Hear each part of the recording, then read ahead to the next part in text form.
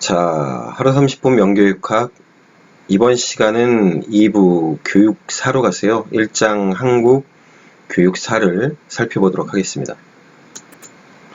자, 2부 교육사는 이제 한국 교육사하고 서양 교육사 편인데요. 넘어가서 보면 이제 1장 한국 교육사잖아요. 그래서 삼국시대부터 통일, 신라, 고려, 조선 쭉 나옵니다. 근데 사실 여러분들 한국 교육사 부분을 공부하시면 아시겠지만 여러분들 한국사 검정시험 보시잖아요. 한국사하고 너무 많이 겹치고 사실은 그 부분을 갖다가 특히 이제 제도적인 측면, 과거 시험을 중심으로 한, 그리고 이제 관학을 중심으로 한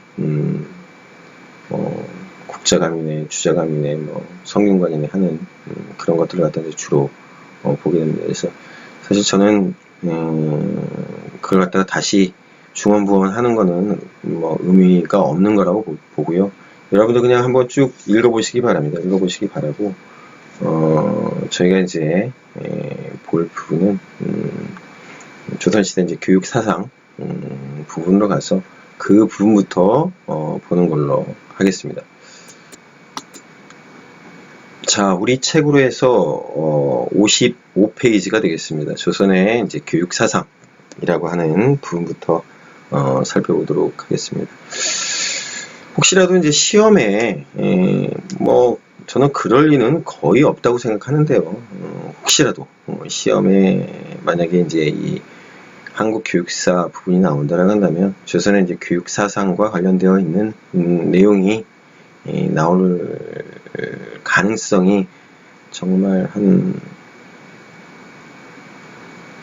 1000분의 1, 1000분의 1의 확률로 만약에 나온다 그러면 제가 500원 여러분들한테 드리겠습니다. 추첨을 통해서. 자, 조선의 교육사상입니다. 첫 번째로 이제 권근입니다.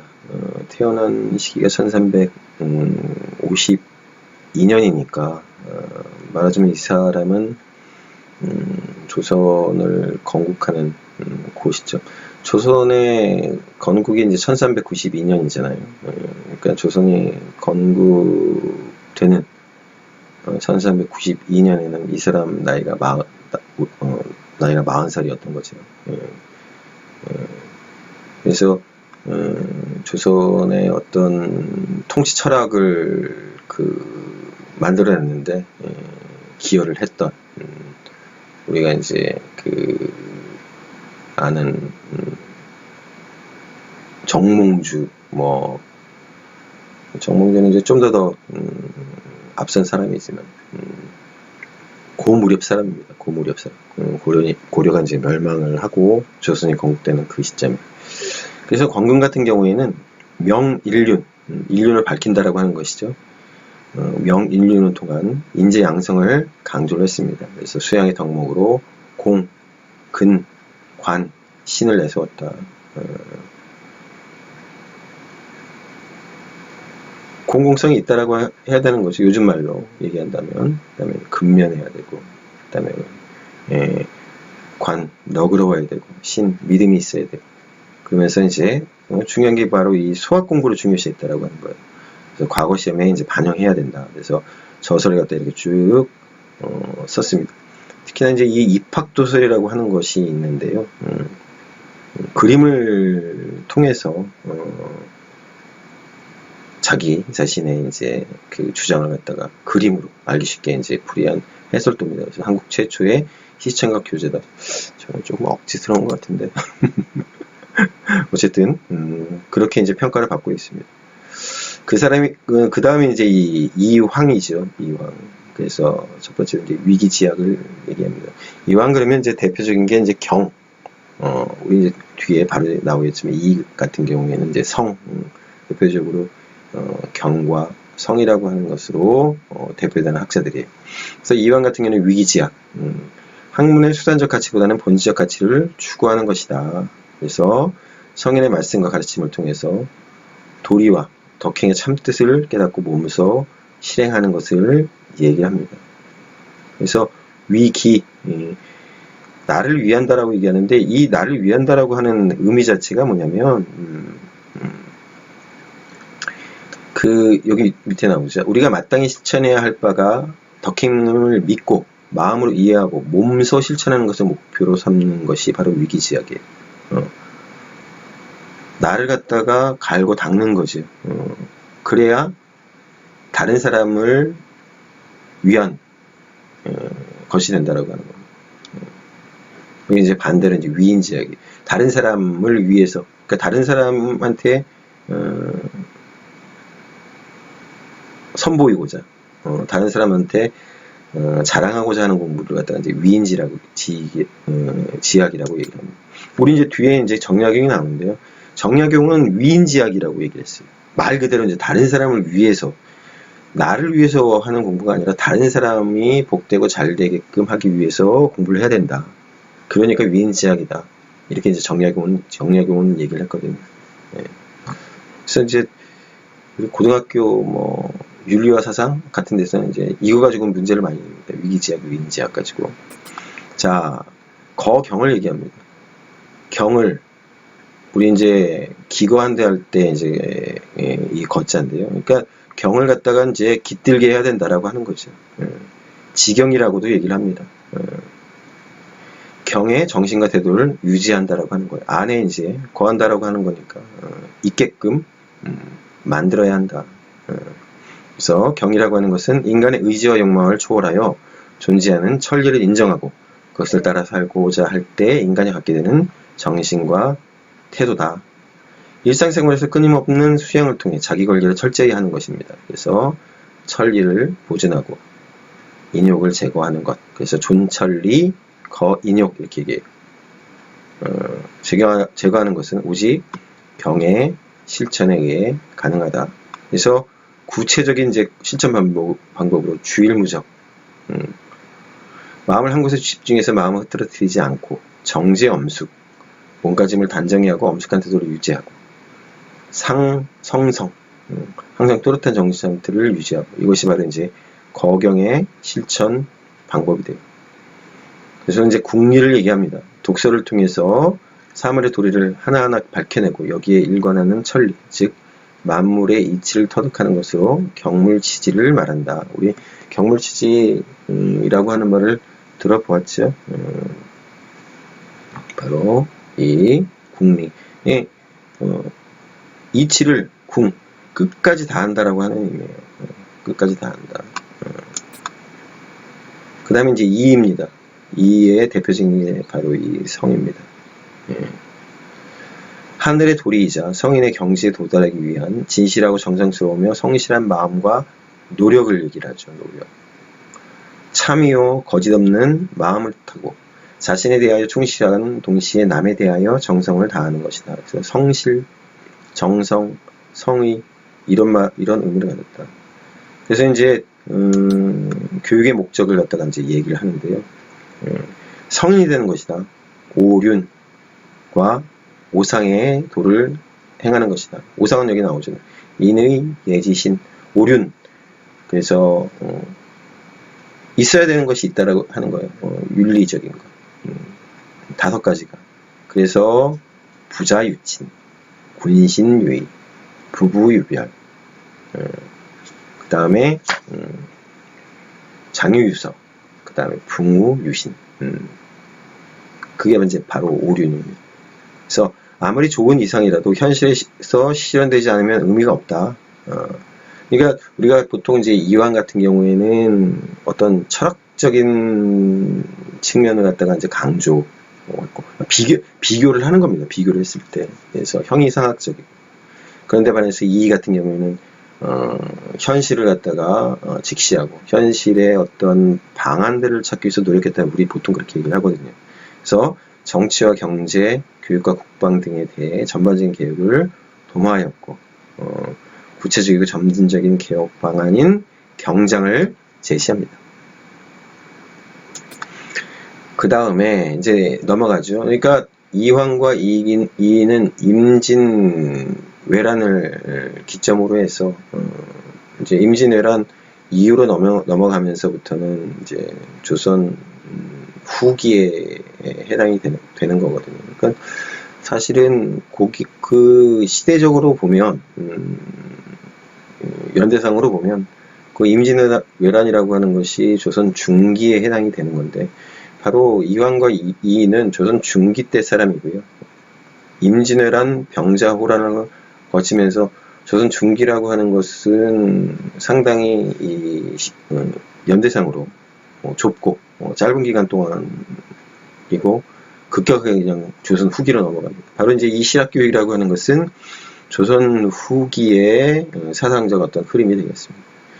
자, 등장 배경을 보면 임진왜란, 병자호란 등으로 피폐해진 현실에 대한 자각과 사회개혁의 피와 관심이 대두되었기 때문이다. 그래서 성리학 중심의 세계관에 대해서 비판을 하고 그래서 정으로부터 양명학, 홍과학 등의 학문과 함께 서양 문물이 유입이 되고 즉 이런 것들이 바로 등장 배경이 되죠. 그래서 실학의 특징을 보면 조선 후기 사회체제의 모순을 극복하고 새로운 사회질서와 국가질서의 확립을 갖다 꾀한 겁니다. 그래서 사회개혁 사상이고 교육개혁 사상입니다. 관념론적 성리학에서 벗어나 경험적, 실증적, 귀납적인 연구 방법을 토대로 일반 생활에 현실적으로 기여할 수 있는 경세치용, 농업개혁, 이용생, 공업개혁, 실사구시, 요거는 이제 일종의 학문개혁, 이 정도로 보면 되겠습니다. 나아갈 것을 주장했죠. 학파를 보면 경세치용학파, 중농주의적인 제도개혁론을, 이용생 학파, 중상주의와 새로운 기술 도입을 주장을 했습니다. 실사구시 학파, 사실에 입각한 고증학적인 학문 연구를 주장을 한 거죠. 그래서 교육사적 의의를 한번 살펴보면 교육의 기회균등, 그 다음에 능력에 의한 교육을 강조를 합니다. 공교육의 강화, 단계적인 학제 개편, 그래서 교육과정의 개혁을 주장을 하고요. 주체성이 있는 역사의식을 강조하고 실용적 실증 정신을 중시합니다. 교육제도의 쇄신과 과거제도의 개선을 통해서 출세지향적 사회관념을 타파하고자 이제 노력을 했죠. 자, 교육사상의 특징을 한번 살펴보도록 하겠습니다. 첫 번째로는 교육기회의 개방이에요. 아무래도 이제 조선 사회라고 하는 것이 양반 위주의 사회였고 또 남성 위주의 사회였기 때문에 그런 어떤 측면에 있어가지고 문제제기가 이제 이루어진 겁니다. 신분적 차별을 철폐해서 오는 교육 기회의 균등을 주장을 한 겁니다. 그래서 신분을 초월해서 동등해야 함을 강조했고 일체의 사회적 차별을 철폐하고 능력의 차이만을 인정해야 한다. 이렇게 이제 주장을 했고요. 두 번째는 민족 지향적 교육의식입니다.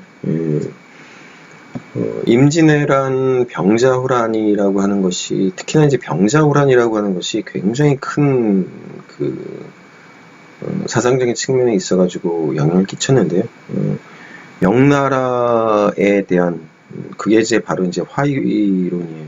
화라고 하는 것은 명나라를 뜻하겠죠. 이 이라고 하는 것은 오랑캐, 청나라를 뜻합니다. 그래서 명나라 중심의 어떤 사고 체계라고 하는 것이 병자호란, 정묘 하나요? 병자호란, 정유재란. 어쨌든 그 청나라의 침입을 통해서 명나라의 멸망을 목도하고 하는 상황 속에서 이 명문론적인 화의관이라고 하는 것이 깨집니다. 깨지면서 화의일야라는 새로운 관점을 이제 확립하게 된 거죠. 왜냐면 이제 오랑캐로 봤고 저급하다고 봤던 그 오랑캐들에 의해서 우수하다고 봤던 화자가 영화롭다고 할 때 그 화자잖아요. 명나라가 이제 무너지는 모습을 목도하면서 우리들보다 못한 청나라가 저렇게 명나라를 갖다 무너뜨리는데 그런 오랑캐나 우리나 뭐 다를 바 없지 않나. 근데 다시 이제 청나라가 화가 되죠. 다시 청나라를 갖다 우리들이 섬기게 됩니다. 어쨌든 이런 관점이 확립이 되고 국사, 국어, 의학, 농학 등의 일련의 국학 연구에 대한 관심이 이제 집중이 되게 됩니다. 세 번째가 무신론적 교육관이에요. 생산과 실리, 실용에 직결되는 교육을 내세우고 실천 윤리를 이제 중시하게 되고, 사소경을 중심으로 하는 교육이라고 하는 것은 경제의 강도과 문예기술의 연마에 지나지 않는다. 그런 이제 비판을 하게 되는 겁니다. 학교제도의 개혁에 교육의 합리화, 교육의 강화, 초등교육의 강조를 내세우죠. 그래서 학교제도를 위계적으로 분화시키고 각 지역에 체계적으로 보급해야 한다. 이렇게 이제 얘기를 합니다.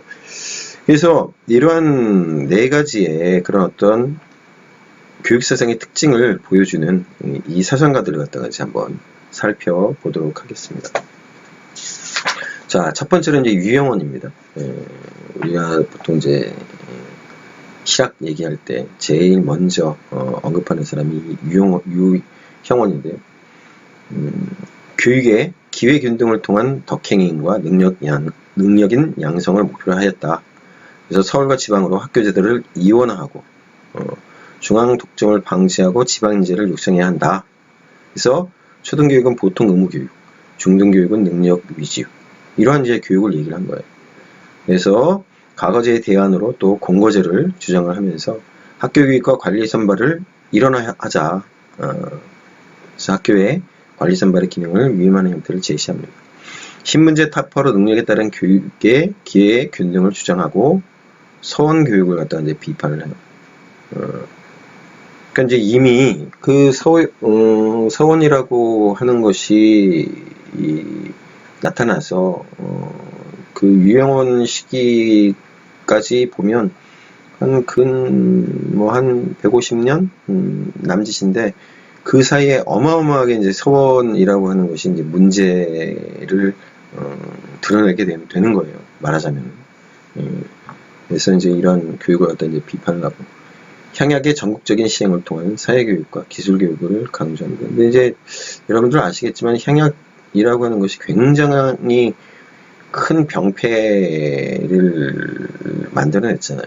그러니까 지역사회를 올가매는 그런 어떤 통제 기제, 통제 메커니즘, 통제 시스템이었는데, 유형원은 어쨌든 이 향약이라고 하는 것이 잘못 운영이 돼서 생겨나는 어떤 문제점은 없다면 향약이라고 하는 것이 굉장히 효과적이다, 이렇게 봤던 것 같습니다.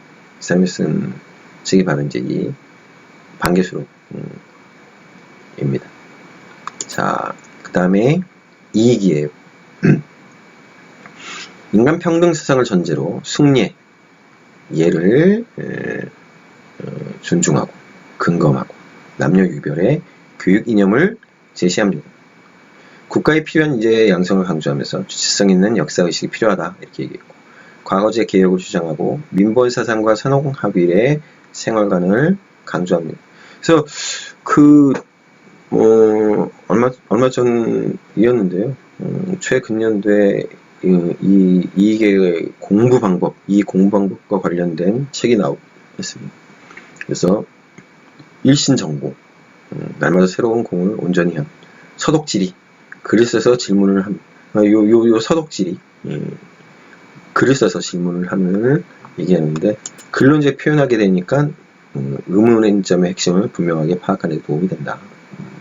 그리고 말로 하는 것보다 사실은 이제 글로 하게 되면 생각을 좀 더 가다듬을 수 있게 되겠죠. 그 다음에 취진 공부, 힘차게 앞으로 나아간다. 부단함과 학습 동기의 중요성을 강조. 치지, 지행합일의 정신을 아는 것과 행하는 것을 함께 가는 교육으로서 이제 치지를 강조를 했다. 여기서 이제 여기 수석질이라고 하는 것이 이제 굉장히 독특하면서 의미 있는 이익의 공부 방법이라고 이제 얘기들을 많이 합니다. 자, 홍대용입니다. 실심, 실사, 실지 입각한 무실역행 교육을 통해서 도덕적이면서 실용적인 실천을 양성하는 것을 목표로 했다.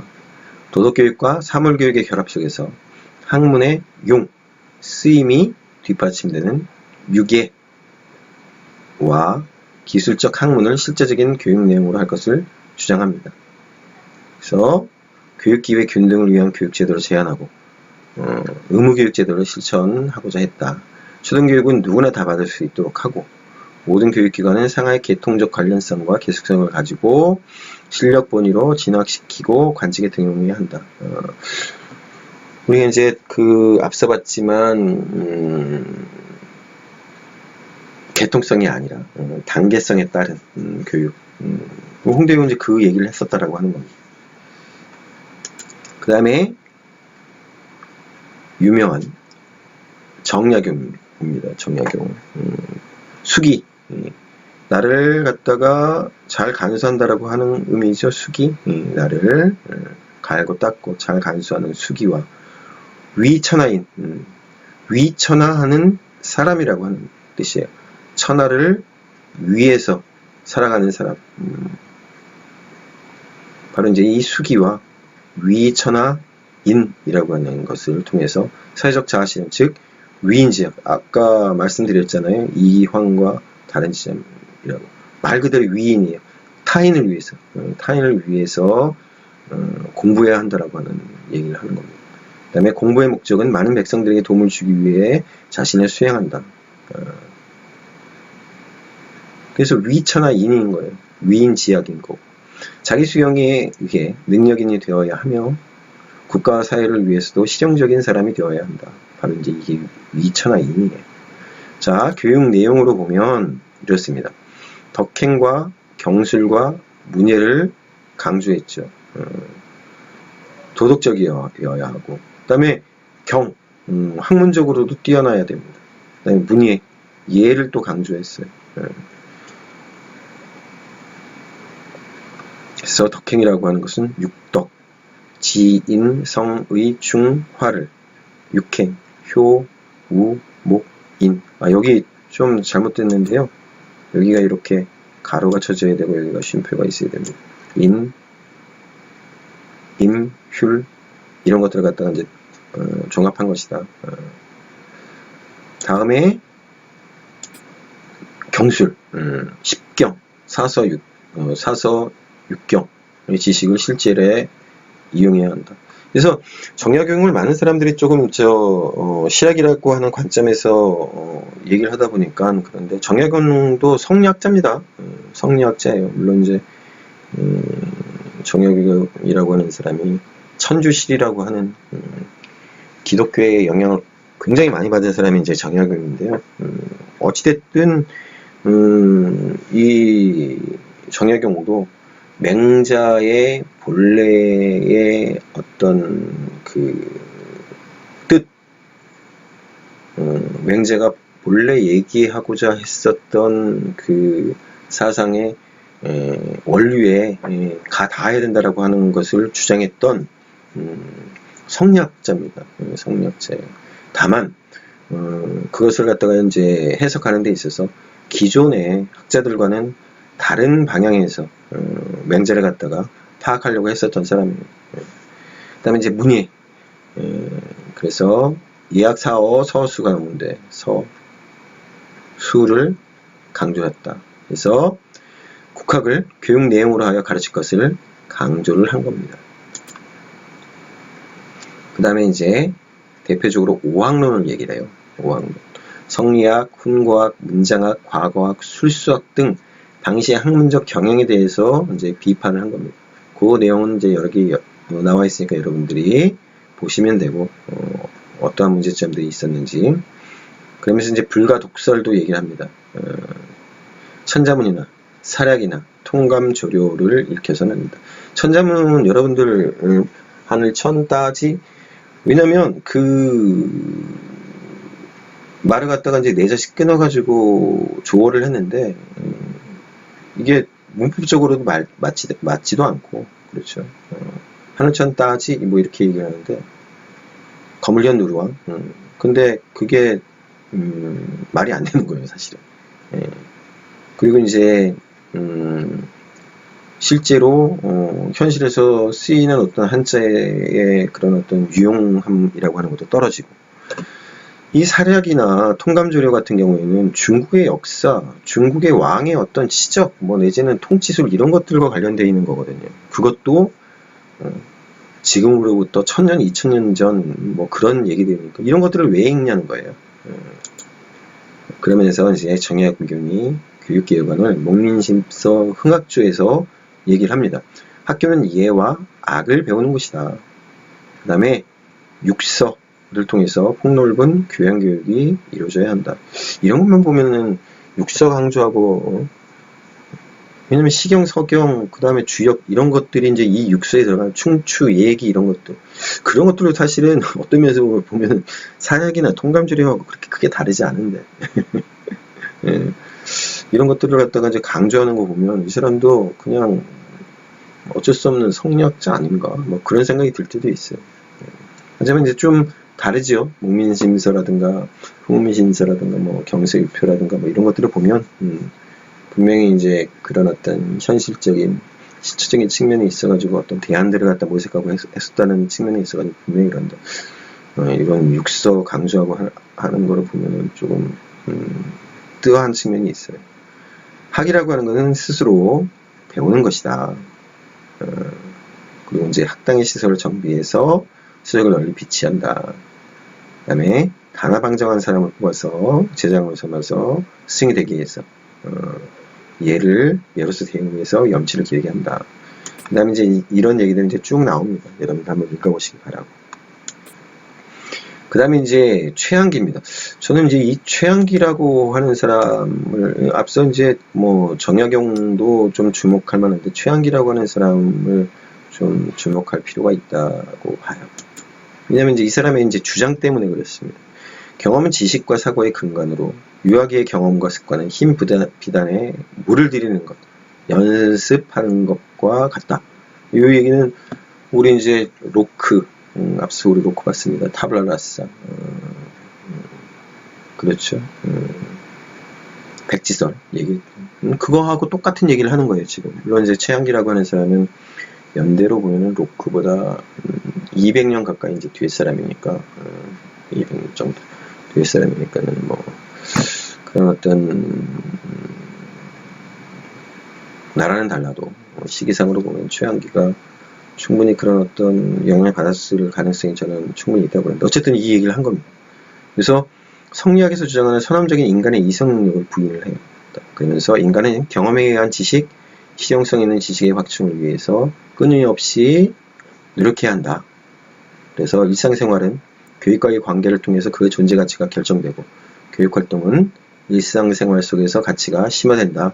이렇게 이제 보았다라고 하는 겁니다.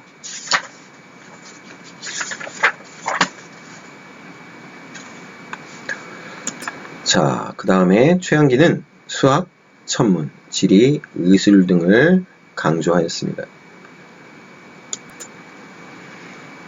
자, 4절 근대 교육인데요. 사실 이 부분도 한국사 시간에 많이 언급되는 내용들입니다. 그래서 이 부분도 그냥 간단하게 조금 언급하고 이제 넘어가는 걸로 할게요.